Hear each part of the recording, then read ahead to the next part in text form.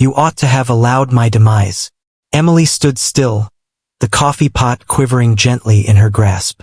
She glanced over to see Henry Grayson watching her, his typically serene eyes shadowed by an emotion she couldn't fully identify. Remorse, appreciation, perhaps a blend of the two. What was that you just mentioned? She inquired, her voice scarcely rising above a murmur. Henry let out a breath, his fingers brushing through his graying hair. You have no idea what you've unleashed, Emily. You rescued a soul who has been fleeing from his existence for countless years. Her stomach nodded. Fleeing from what? Henry paused for a moment, then leaned closer, softening his tone. Should I reveal this, you may come to regret our encounter. In the vibrant core of Seattle, where the scent of freshly brewed coffee intertwined with the salty air from Puget Sound, there resided a man named Henry Grayson.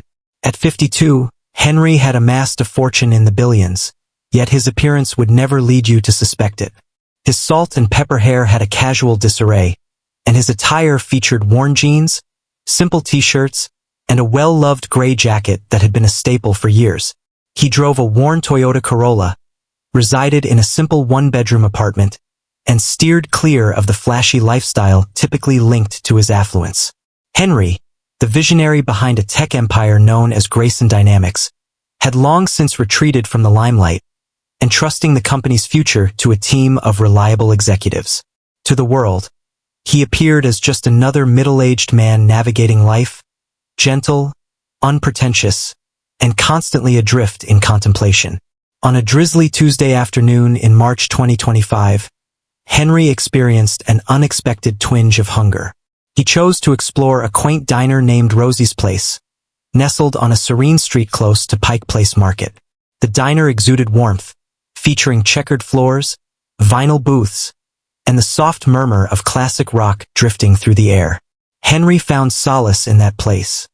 It offered him peace, and the unpretentious meals mirrored his own nature. With a gentle nudge, he swung the glass door open, the bell overhead chiming softly to herald his entrance. A young waitress named Emily Carter welcomed him with a friendly smile. Emily, in her late 20s, had auburn hair pulled back in a casual bun and a freckled face that exuded warmth and kindness. She donned a worn blue apron atop her uniform, and her sneakers emitted a soft squeak on the gleaming floor as she made her way over. "Welcome to Rosie's," she said with a bright smile, offering him a laminated menu. "Feel free to choose any seat that suits you. I'll join you shortly." Henry nodded, expressing a soft gratitude, before taking his place in a booth by the window. He observed the rain cascading down the glass while Emily moved about, pouring coffee for a trucker at the counter and engaging in conversation with an elderly couple tucked away in the corner. Her energy had a certain authenticity, a natural quality that put Henry at ease. Upon her return, Emily retrieved a notepad from the pocket of her apron. "How may I assist you today?" "Just a cheeseburger and a black coffee," Henry said, his voice gentle yet unwavering. "Coming right up," Emily said with a playful wink before vanishing into the kitchen. Henry reclined, allowing the soothing buzz of the diner to envelop him. He relished these instances of obscurity, where no one was aware that he had the means to purchase the whole block if he so desired. Yet today, there was an unsettling feeling in the air. A persistent throb resonated behind his eyes, and a subtle tremor coursed through his hands as he carefully unfolded a napkin. He dismissed it, likely just exhaustion from a restless night. After a brief interval, Emily reappeared, carrying a hot plate and a steaming mug of coffee.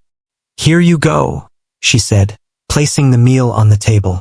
Delightful, Henry offered a subtle smile. Grateful for the interaction, she acknowledged him with a nod before continuing to the next table, allowing him to remain lost in his reflections. He bit into the burger, relishing its uncomplicated flavor, yet the throbbing in his head intensified. His vision wavered at the periphery, and a chill sweat formed on his brow. He placed the burger on the table, clutching the edge to maintain his balance. Emily, cleaning the counter, caught sight of his drooping shoulders. With a furrowed brow, she made her way back to his booth. "Hey, are you all right? Your appearance seems a bit off." Henry attempted to reply, yet his tongue felt weighed down. He parted his lips, but quickly sealed them once more, his breathing light and fleeting. Before Emily could utter another syllable, his eyes rolled back, and he slipped out of the booth, crumpling onto the floor with a muted thud. "Oh my goodness!" Emily exclaimed, letting her rag fall to the floor. She knelt beside him, gently shaking his shoulder. "Excuse me, can you hear me?" No reply. His complexion was ashen, his breathing shallow and faint. A wave of panic washed over her, yet she compelled herself to maintain her composure. She picked up a glass of water from the table and attempted to pour it into his mouth, but it merely spilled down his chin. "Come on, wake up," she whispered, splashing some water on his face. "Nothing yet. Somebody call 911, she shouted, her voice slicing through the diner's noise. A handful of patrons awkwardly searched for their phones while Emily remained close to Henry, her hands quivering with anxiety. In mere moments, the sharp cry of sirens sliced through the atmosphere, and paramedics stormed through the entrance. They placed Henry on a stretcher, and without hesitation, Emily snatched her coat and trailed after them. "I'm going with him," she informed the paramedics, her tone unmistakably firm. There was no dissent from them. At Harborview Medical Center, turmoil prevailed. Doctors issued commands with urgency as Henry was rushed into the ER, his state rapidly declining. Emily lingered in the waiting area, anxiously gnawing at her nails, her apron still securely fastened around her waist. Though she was unfamiliar with this man, his calm presence lingered in her thoughts. She felt compelled to stay. A physician came near her, his demeanor serious. "Are you part of the family?" "No," Emily confessed. "I'm merely the waitress who discovered him." "Will he be all right?" "He has lost significant blood, showing signs of internal bleeding. It appears to be a ruptured ulcer. A transfusion is necessary, but we're lacking his blood type." "Oh, negative. Are you a universal donor? Is there any possibility?" "I'm O negative," Emily exclaimed, pulling up her sleeve. "Embrace it." The physician paused for a moment, then gave a slight nod. "Very well, follow me." After an hour of donating blood and wandering the clinical corridors, Emily found herself seated beside Henry's bed in the ICU. He lay there, unresponsive, connected to devices that emitted a steady, rhythmic beeping. She was uncertain about the reasons for her persistence. Perhaps it was the rush of excitement, or perhaps it was the persistent sense of solitude that weighed on him. Upon the doctor's return, he offered her a weary smile. "He is currently in a stable condition. Your blood preserved his life. He has emerged from the difficulties, yet he will require some time to recuperate." Emily let out a breath, a wave of relief enveloping her. "Excellent. That's excellent." The doctor added one more thing. "The invoice from the medical facility. Today has been quite challenging, and I regret having to bring this up, but he was without any identification. We are uncertain about the billing recipient." Emily cast a fleeting look at Henry, his aged features serene in slumber. She considered her limited savings, just enough to manage the rent, yet she refused to let this burden him. "Not after all that has transpired." "I'll handle it," she murmured softly. The physician arched an eyebrow. "Are you certain?" "Absolutely, keep it under wraps." With that, Emily settled the bill, almost $10,000, depleting her savings. She departed the hospital, not glancing back, the rain drenching her coat as she made her way home. 2 days later, Henry stirred awake in a stark white room, the rhythmic beep of a monitor anchoring him to the present moment. Though his head pounded, he still drew breath. He glanced at the doctor beside him, a slender figure clutching a clipboard. "What transpired?" Henry rasped. "The doctor explained that you had collapsed in a diner. Perforated ulcer. It's fortunate that someone managed to bring you here promptly." "Who is it?" Henry inquired, his brow furrowed. The doctor paused for a moment before responding. "A waitress from Rosie's establishment.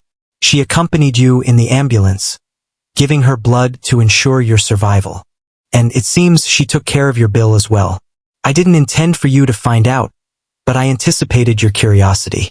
Henry's jaw fell open in disbelief. What did she say? I saved your life. That's what, the doctor remarked nonchalantly. A protective presence is watching over you. Henry reclined, utterly bewildered. A waitress, an unfamiliar face, had exceeded all expectations for him. A man she had never met before. And settled his account? He just couldn't make sense of it.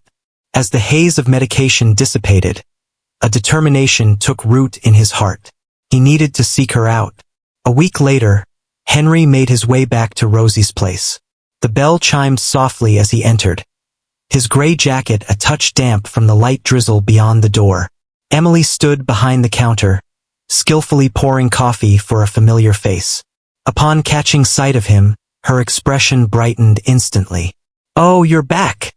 she exclaimed, rushing towards him. "How do you feel today?" "Improved," Henry responded, his tone inviting.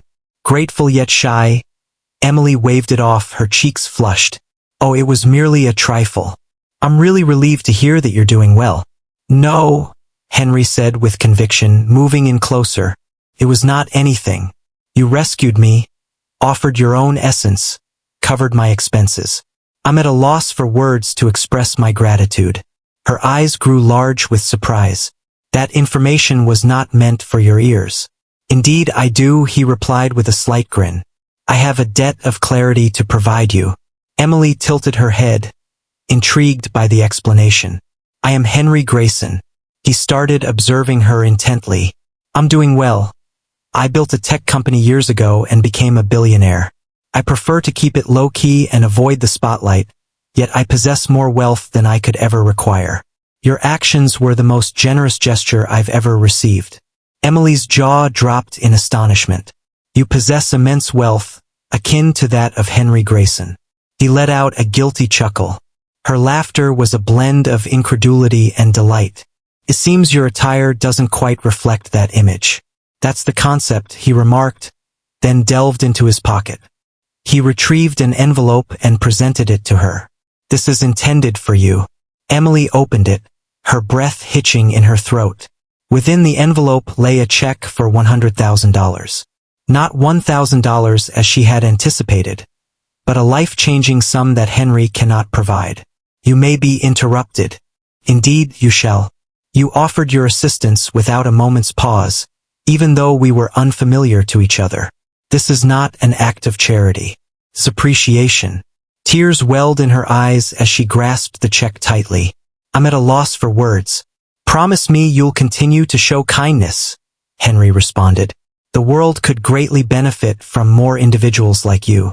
Emily nodded, brushing away a tear from her cheek. "I shall." "Thanks, Henry." He inclined his head slightly before turning to depart. Yet, as he approached the door, he hesitated, casting a glance over his shoulder. "Oh, and Emily, when I return, the burgers will be my treat." She chuckled softly. For the first time in years, Henry sensed a change stirring within him. A flicker of bond he never realized he craved. As he entered the downpour, he understood that this was merely a chapter in their unfolding narrative. This was merely the start.